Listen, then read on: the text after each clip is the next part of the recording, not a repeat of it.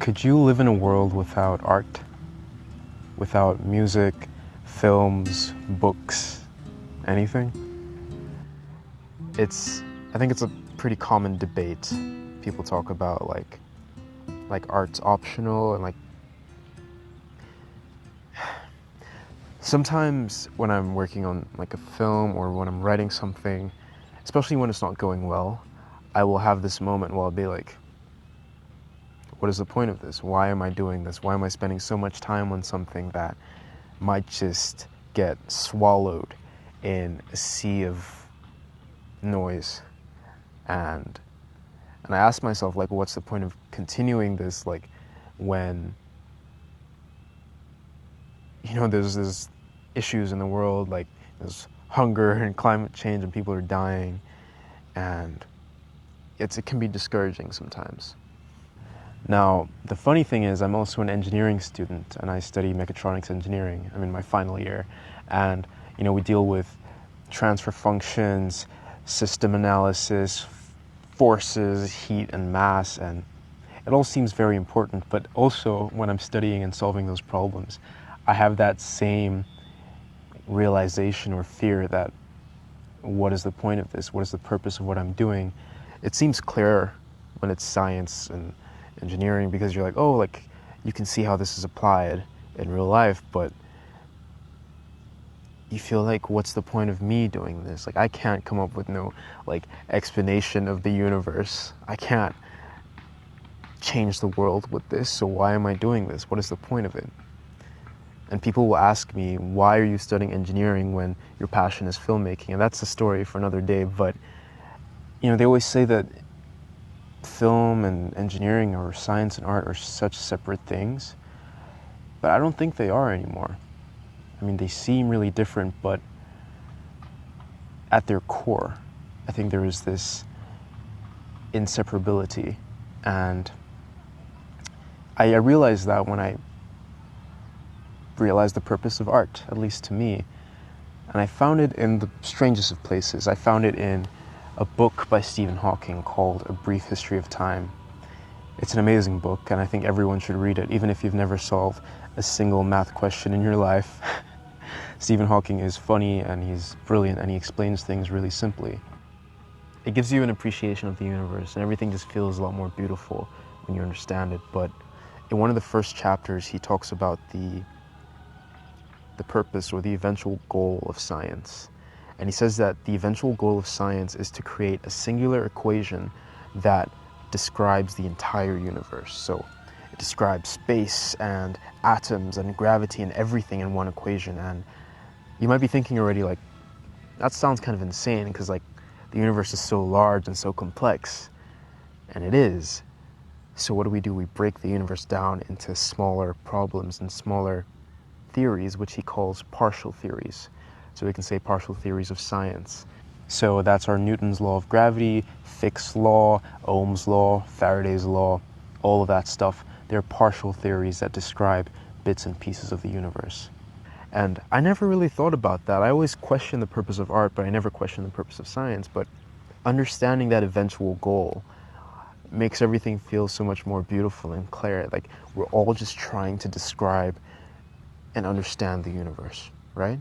So that was satisfying. Like I understand the purpose of science, but I wanted a clear purpose of art as well. So what I did was I substituted art into that definition and found like what art could be and what it could mean and why it's so important. Let's say art, the eventual goal of art is to create something that describes the entire universe.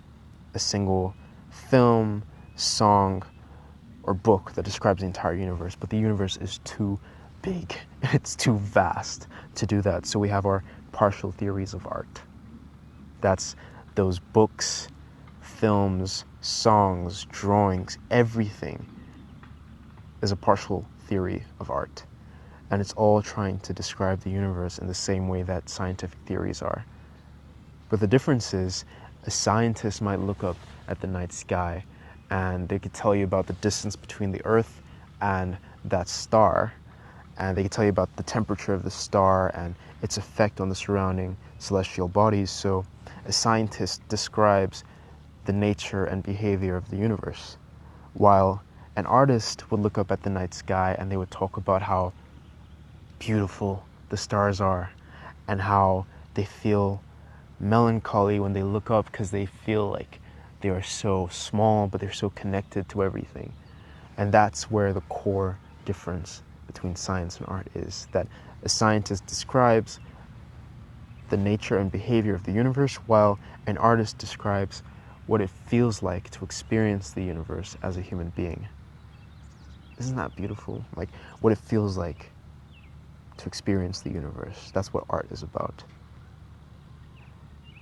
And we're all individuals and we all have different experiences of the universe because we're all born differently and we go through different things at different times in our lives. So in science, the partial theories of science, I mean, there is a sense of objectivity. Like, scientists are looking for truth, even though I guess there is a bit of subjectivity, because you might think you know one thing and there's a theory that everyone believes in, and then one day like, oh, you're wrong your whole life. So there is a bit of subjectivity and change in science, but in art, there is no true objectivity because all of our perspectives are different. There is no law that guides every experience. It's all different. And what that means is that everyone's partial theory is important. My partial theories of art, yours, like the drawings that a 5-year-old makes, they're important. There is just thousands and thousands of years of human culture and art, spanning from the beginning of it with like cave paintings till now.